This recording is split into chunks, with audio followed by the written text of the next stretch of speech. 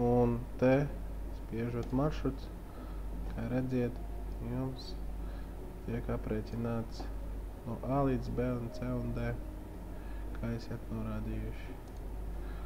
Un varbūt, ja patīk pastaigas, piemēram, no Teikas uz Rīgu un tad uz Iemantu, to arī var aprēķināt.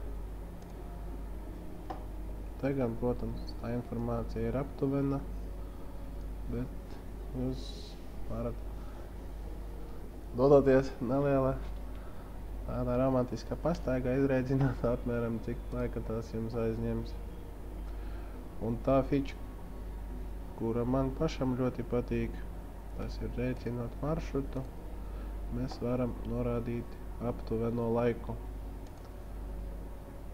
kas būs gan noderīgi tusētājiem, ja viņi gan izmanto sabiedrisko.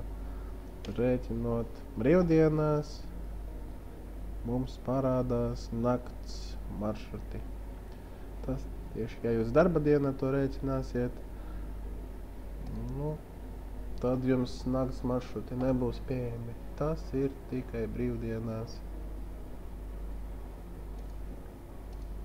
Var mainīt pēc cik stundām jūs kaut kur dosieties. Un, piemēram, pēc 30 minūtēm vēl ar standarta transportu.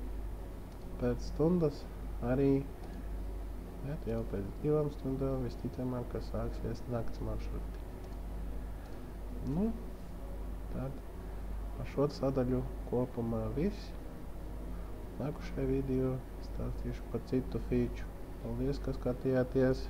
Cerams, ka jums noderēs.